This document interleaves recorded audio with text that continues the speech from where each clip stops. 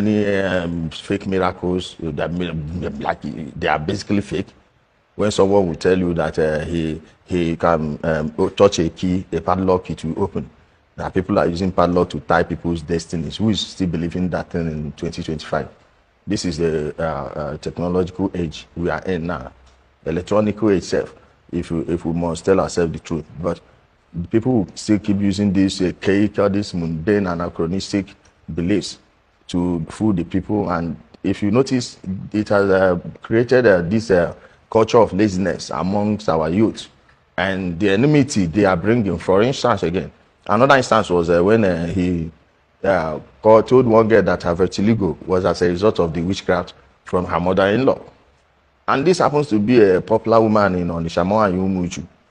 At the end of the day, the children stopped talking with her, speaking with their mother, that she's a witch. And he's not the only person doing it. There are so many of all these people. Not just Ebukobi. I'm letting not seem as if I'm targeting just him. If you check all my platforms, I've been calling out all manners of people, all these people that have been doing this for long. And, you know, it has pretty much become a culture in Nigeria. And when you start exposing it, they say you're attacking him. What do they mean by attack? It's not an attack. I'm just stating the obvious. So it's not as if it's peculiar to him. It's just the whole of them, including the native doctors, like I said. Okay. I received a message, text message, from one police officer from here in Abuja. I think it's zone 13, AIG headquarters, to come and answer that there is a petition written against me. They didn't say who. You know, that was 19th of March, I believe. But it was written on the 18th of March, 2024. So I went, they told me to come on a Friday, knowing how some of all these policemen operate, especially when it seems as if they've been compromised by these people. You can make the case that they are compromised, judging by what later happened. That I should visit. I visited them 2 days before time. Then they started asking me questions, asking me if I knew Ebukobi, how I knew him. They gave me questions against some questions against the advice of the two lawyers present there. I answered them. The IPO, the OC, all of them. Then one of them came and told me that this is not necessary, that I need to settle with these people. You know, their normal way of doing things. Then the one that later became the prosecutor in the case came and asked me if I want to speak with him. Because I said, why will I speak with him? Then they took me to the OC. The OC tried his, but I told him that he said that they don't want to waste anybody's time. I told them, you've wasted my time by inviting me here in the first place. What's the meaning of all this? This is not a petition. There is nothing in here. Then they brought, I saw one girl. That girl used to work with the Peter Obi campaign. I laughed. I said, oh, they brought this one too. Then they brought videos and asked me who said this. And those are my videos, but they've deceptively edited them to make it look as if I was saying something. I told them to take it to court if they actually believe this is true. Just there and then, my friends that came to see me at the police station, they told them to go, that they will release me. Next thing you know, they just seized all of my properties. They did not let me call my family, call anybody. They just pushed me into the cell after telling the lawyers to go. And I later found out that some of my friends came to look for me. They told them that they've allowed me to go. The next day, in the morning, they took me to court, this magistrate court at Wuse, zone, I think it's zone 2, very close to the police station. Zone 2 or zone 6, I don't know what they call it, but it's the chief magistrate court where Chief Magistrate Iyana sits. But we did not go to his court room that day. They took me into one dusty room, and when you look at it, at the room, you look around, you find out that it's too dusty to have been for that place to have been occupied even in the last 1 week. The dust was too much. I was asking them what they brought me here for. Where is the magistrate that they brought? And you said it's a cyber crime issue. Why not go to the Federal High Court? Because it's under the jurisdiction of the Federal High Court. They didn't. Next thing, around past 4, one Saudana that works at the Kefi Old Prison brought a remand order that I will be remanded in P42 without seeing a lawyer, without seeing a judge or a magistrate. And that was how everything started. We started going to court, and thankfully, Barrister Dejade Onju and his firm stepped in. By then, I've called my brother Moile Showore, told him what was happening. And this now happens to be the next day, because the full day they did not allow me contact anyone. It was when we were on our way to the Kefi prison. That was the first time they would allow me to use my phone. I told him this is what's going on. Then we started. The chief magistrate, Yana, the same guy they used for the Abraham Daniel case, you know, this Daniel Eneche, Pastor Paul Eneche, the case. The same guy. So you may have to ask why he's always him. At the end of the day, the man was playing up and down. Some days he would not come. The other time we came for hearing, a small noise outside, he left the court that he is feeling threatened. You know, everything was becoming too obvious. After 4 weeks, he struck out the case for lack of jurisdiction and refused to issue a release order.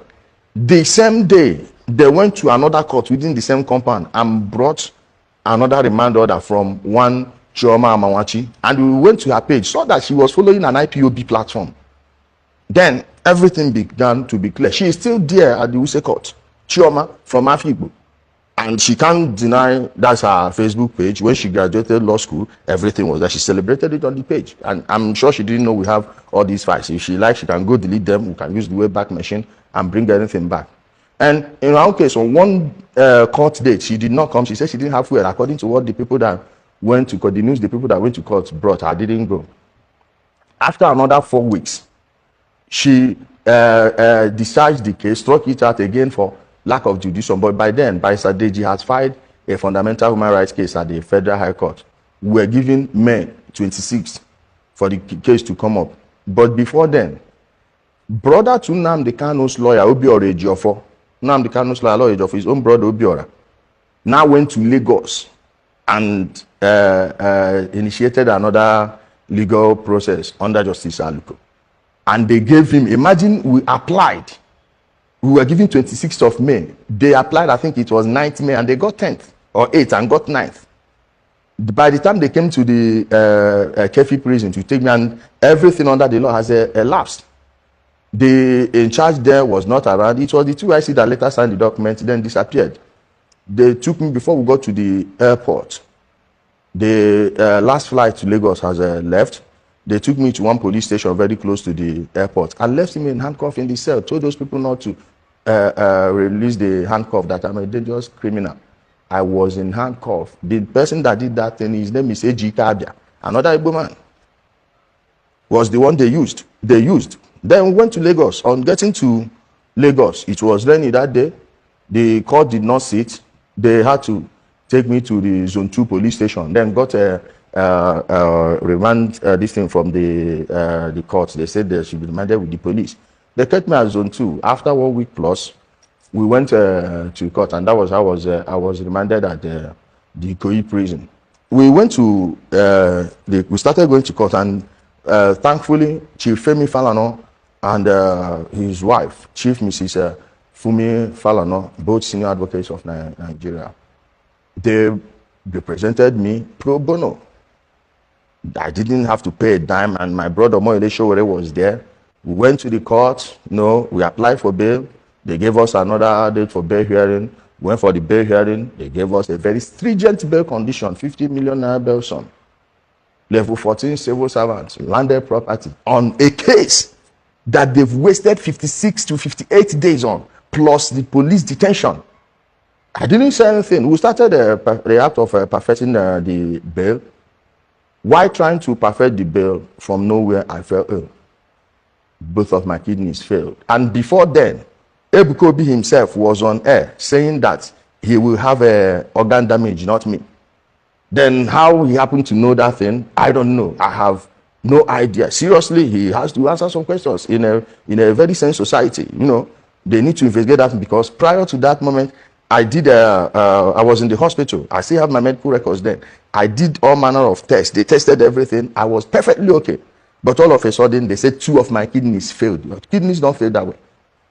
Kidneys don't fail that way. So whatever happened, I'm still trying to ascertain how we got to that. Then I had to leave the bail issue, started taking care of myself. And while I was there at the hospital, After 1 month plus, we started the bail issue, finished it in August 2024. The same day I was supposed to go, they brought another production warrant that is from Awka. They opened another case, May, either 6th or 5th, while I was already in Lagos.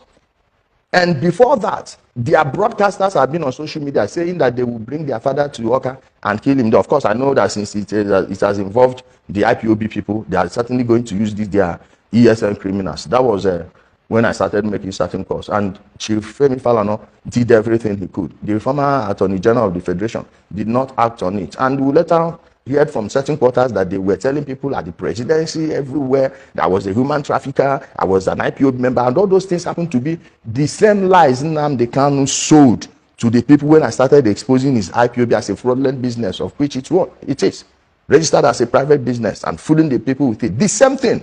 Mind you, the prosecutor, Obiora Ejiofor, is brother to Nnamdi Kanu's lawyer.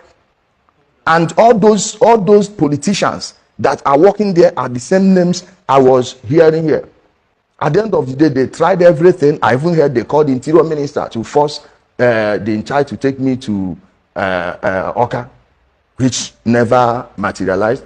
At the end of the day, the new Attorney General of the Federation was so gracious enough to listen to us. You know, we wrote, the DPP took over the case from the police. The DPP took over the case from the police, I think it was October, towards the end of October 2024. The police did not hand over the files until towards the end of January 2025.